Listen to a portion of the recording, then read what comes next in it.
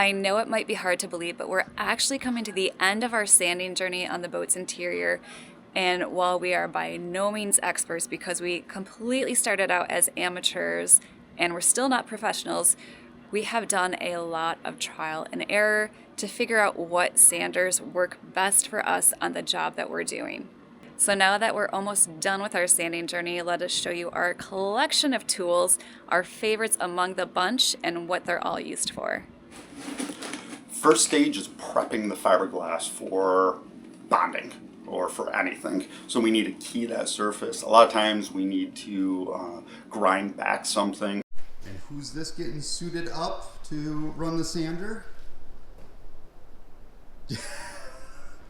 Of course, everyone's familiar with a grinder as to what that does. Does a great job eating through material as fast as possible.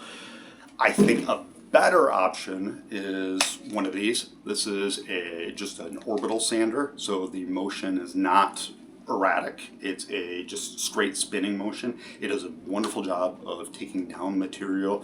There is a kind of vacuum attachment. The vacuum attachment doesn't actually work that well because with this you have to raise the pad off the surface, so it's got to be at like an 11-degree angle when you're using it, and that allows a lot of stuff to escape from the vacuum. So we just kind of took it off because it gets more in the way than it does good.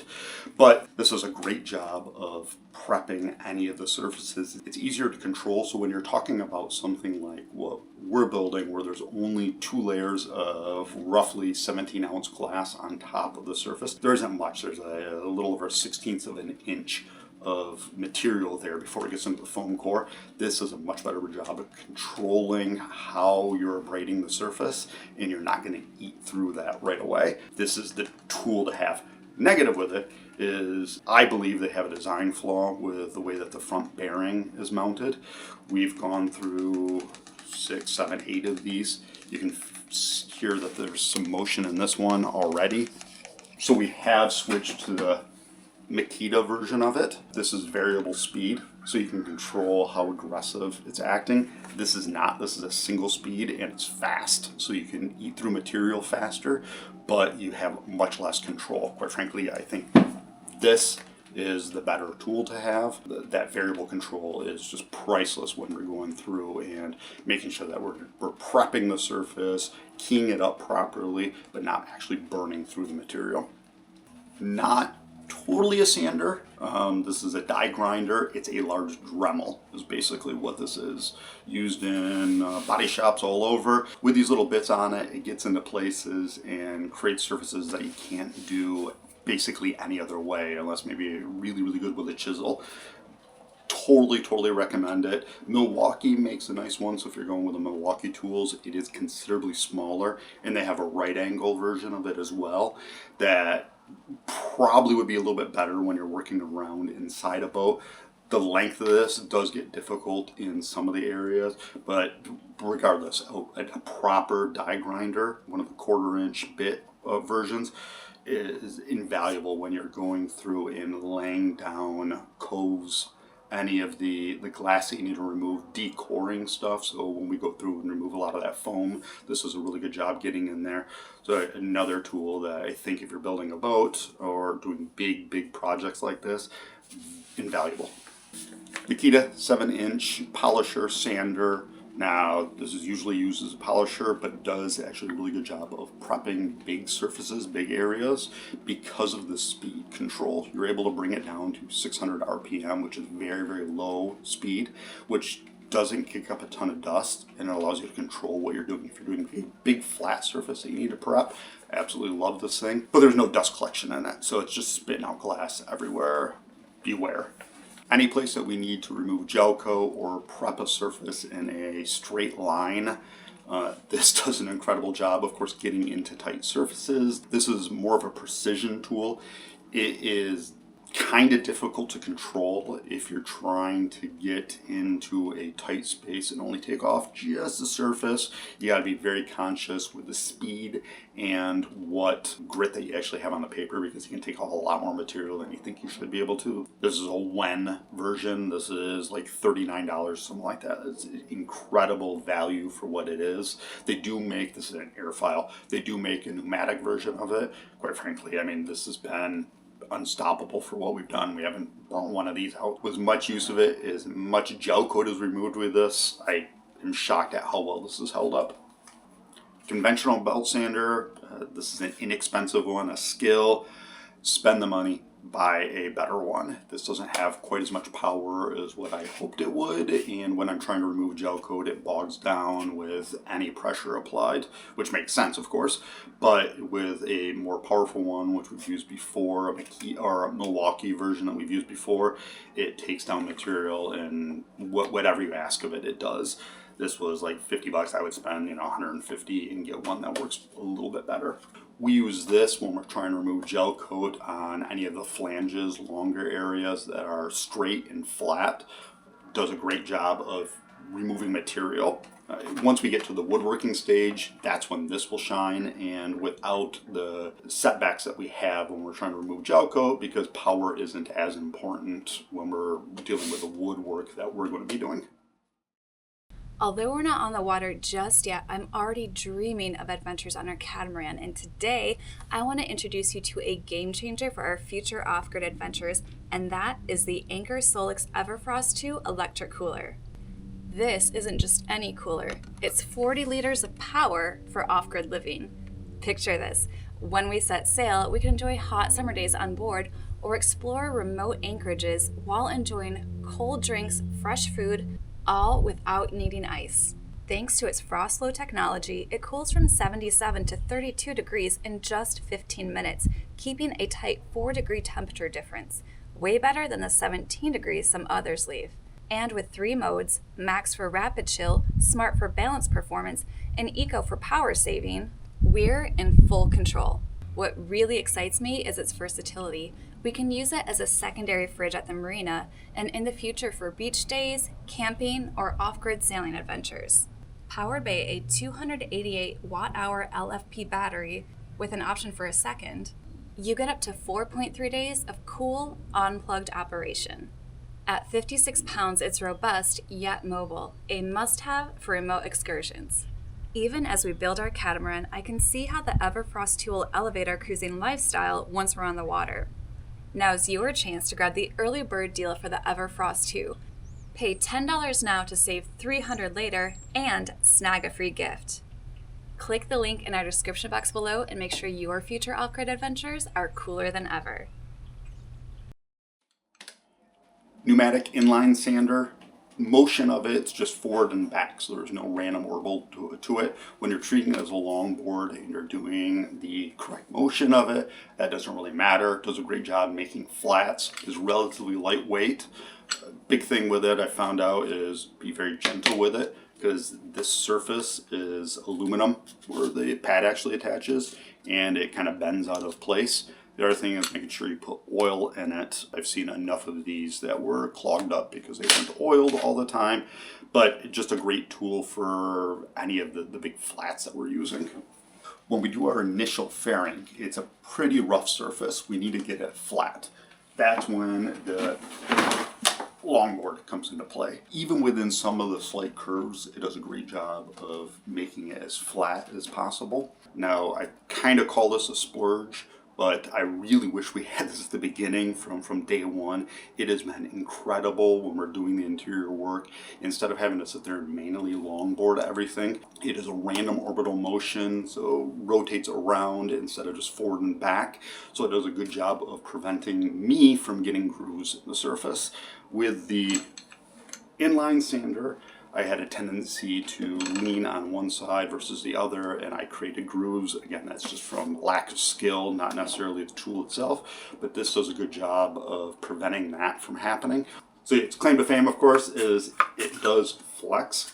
So when we're doing the concave, convex surfaces, it does a great job of conforming to those and flattening them out properly. Flexible manual onboard does a great job of that too, but this saves my arms. It is fairly heavy. I think it's close to 8.5 pounds. So when we're doing this for a couple of hours, it does get a little bit heavy, and it's fairly top heavy is the only negative with it. So it does have a tendency to kind of, after a while, you start digging into it and you'll create an edge in there. So you got to keep that motion going properly with it. And what I've done is I did put Velcro on a 1/4 inch piece of plywood. So there are times when we want to use it on a flat surface, and stick that on there, and it does the same thing, but eliminates the flexible side of it. I think with this board attached, it does a better job of creating that flat surface. Now, FlexiSander says that regardless of using anything else, even with the flexible motion in play, it still does a good job of creating a flat surface. I agree, but quite frankly, for me, it's better just to have that prevention to make sure it doesn't flex at all, because then I can go over anything and I know that I'm ended up bringing those high spots down as much as possible without creating kind of a hump. So this is the one that everyone's always familiar with, the DeWalt Random Orbital 5-inch. We've done better with the AC version than we have with the battery powered. The battery powered one, I think I've had at least 7 or 8 of these that I've burnt out. They've gone back to DeWalt, got fixed under warranty, come back to me, and they last just a couple of months. This guy we've gone through 3 or 4 of. Well, I have killed my first sander. That's always a milestone when you're building a boat or doing anything like this. The front bearing on it, you can see it kind of wallowed itself out, and it ended up grinding the gears out. It does a little bit better of a job with it, but you're stuck by the cord. So that's the negative side with it. 5-inch, good for getting in those spots. One of the benefits we do have with that Maxed is there is a 5-inch pad available. You can kind of see that the size here, where the vacuum attachment part is a bit smaller than what this current pad is. So this is a 6-inch pad. You can put a 5-inch pad on and still use it. Push comes to shove, this is the tool to get. This really isn't ready for this type of project. I think much better for someone that is not doing as much sanding as we're doing. If it comes in a kit, great. If not, I don't know if this would be my first for this type of project. Now we get to our workhorses, the things that we've been using non-stop for the past year at least. Do love our pneumatic air or DAs, but the compressor running all the time and the sound of them, it kind of wears on you. It gets a little tiring listening to that day in, day out. So we have gone to electric for majority of it. Now this is a clone of a Mirka. So Mirka, expensive, $700. This is a Maxed. This is a almost direct clone of it. And this is, I think, like $175. Probably my favorite tool that we have now. Does pretty much everything that the Mirka does. The motion still is good. This is a 5mm orbit, so it's good for taking down material. Same with this, but you can see the size difference. Weight is similar. The size does make a difference when you're working in tight places. So working on the interior, I mean, it would be nice to have that, but quite frankly, I think for the price difference, now we did buy a 3-year warranty on this as well. With Jess and I working, I'd rather have 2 of these versus 1 of the Mirkas. We also have the same thing in sheet sanders. Again, Maxed and Mirka, you can see that size difference, which does impact its use a bit, but $500 versus $140 difference. Biggest problem I have with each one of the Maxed isn't necessarily the height, but if you look, the motor is a bit wider. So when you're getting into those tight places, and specifically when you want to run up close to something, the motor on the Mirka doesn't protrude past the pad surface where it does on this guy. So you can see that when you're running up against a 90 degree against a flat, the motor doesn't allow it to run next to that. So that's the negative with it. But again, for the price difference, I'm willing to compromise a bit. Been using them a year now, have had no issues with this. The 6-inch, we have this cord. We've replaced that twice now. It seems to be pinching right here, but apparently the Mirka has the same problem as well. So each of these do have vacuum attachments, which does cut down quite a bit on dust. Jess and I's philosophy is it is a little bit easier to just create some dust and clean it up when you're in a stage like what we're in. If we were working on a boat that's already done and you don't want to get dust in your cushions and that kind of stuff that are still exposed, then definitely the route to go. But I truly think that with the amount of hand sanding we're doing, which hand sanding is quite a bit more difficult to control the dust then, especially when you're longboarding you're going to create dust anyway on the inside of the boat. So for us, it's been easier just to concentrate on cleaning it up daily or whatever it is versus trying to control it all from from day one, because you're going to create dust no matter what. This is our 3M DA.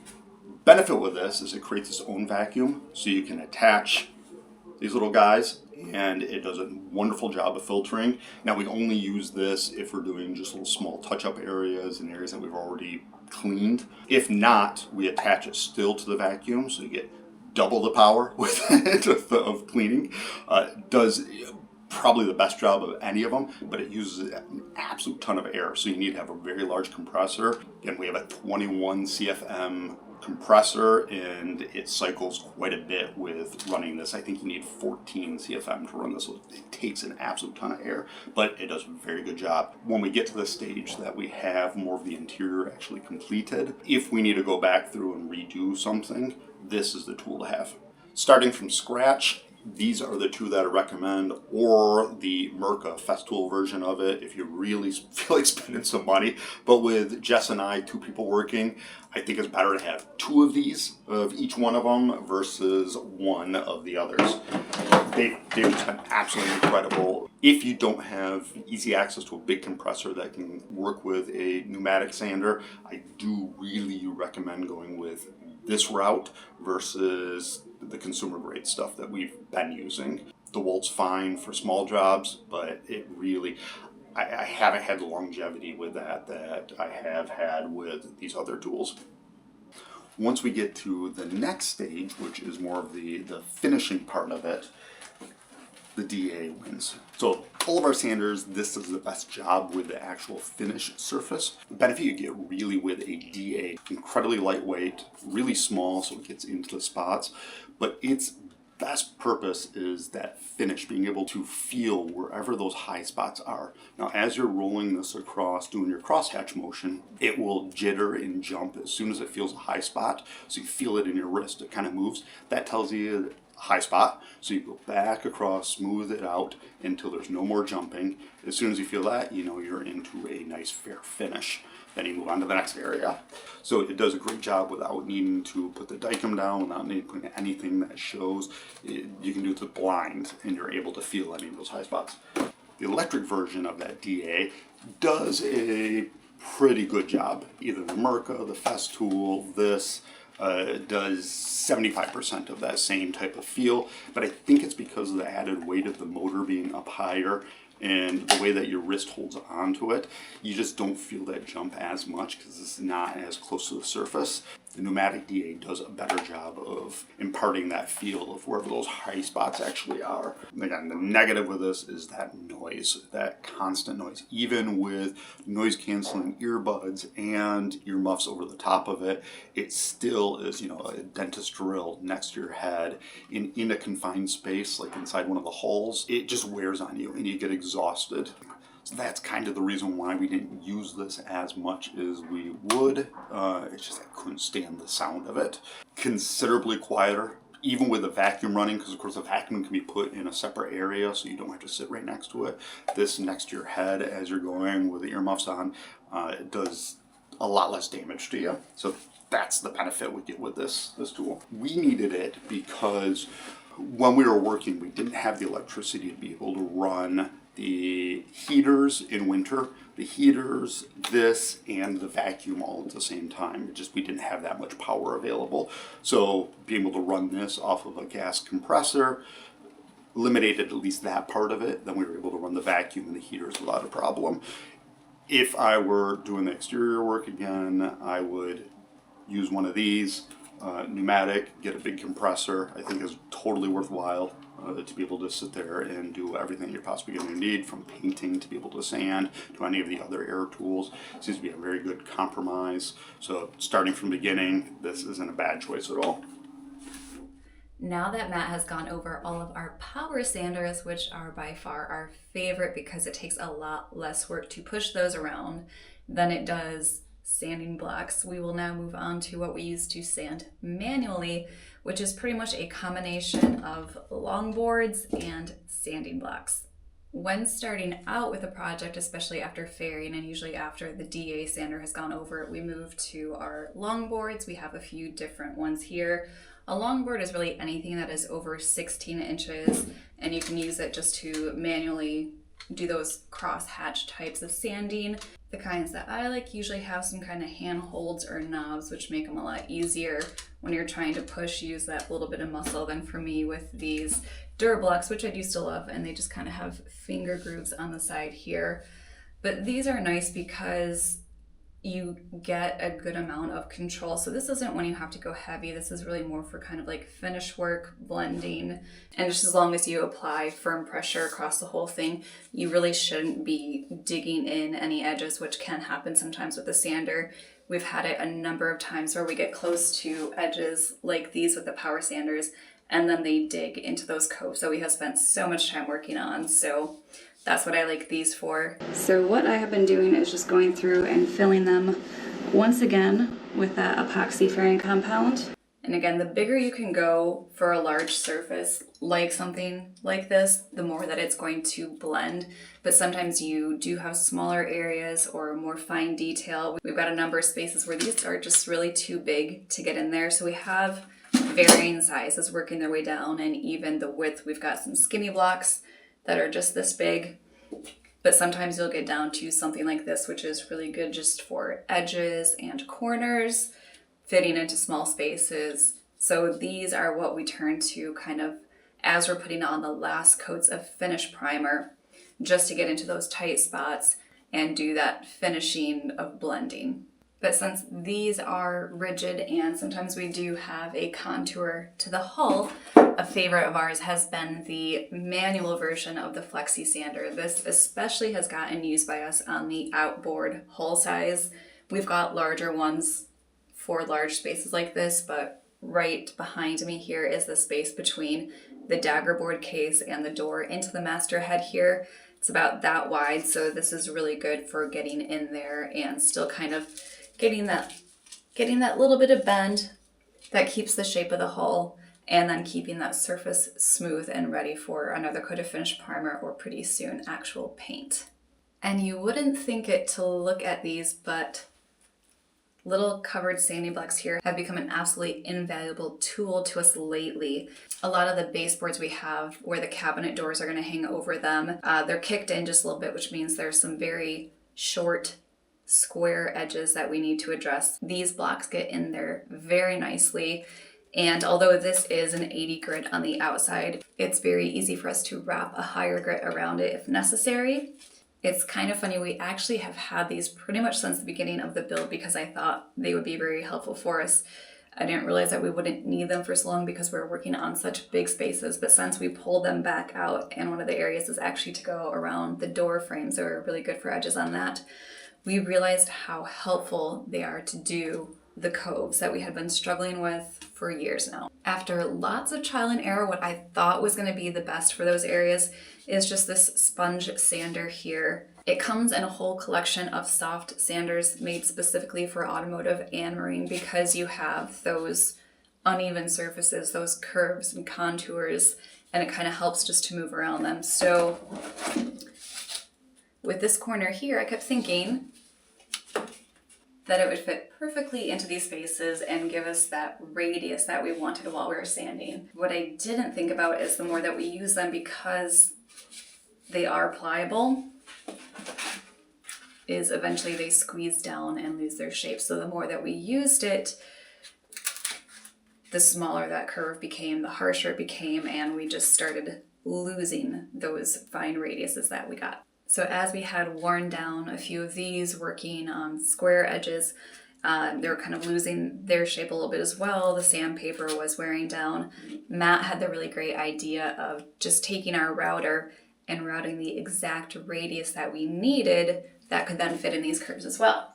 So that way we could make sure it fit precisely, and not only that, but if it started to get squished down, we've got bags of these. We just route a new one.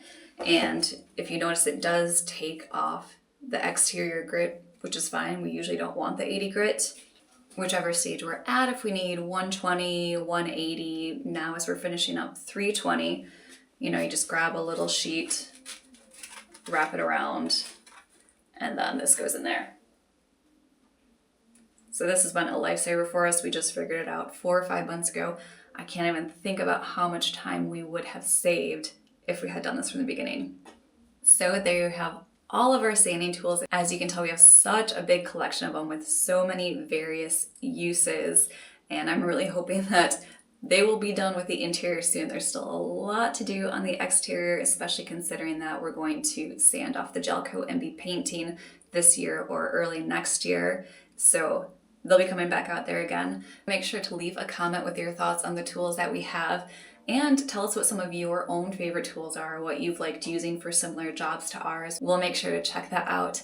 So right now I'm going to get back to sanding, because within the next week or two we're getting the last coats of finished primer on, and we can actually get final paint on the rest of the interior.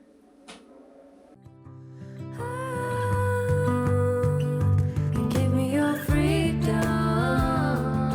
Whoa, yeah, me to pieces. Yeah, I need it. Want your pandemonium. Life is so easy. Whoa, you love me to pieces. Yeah, I need it. Want your pandemonium.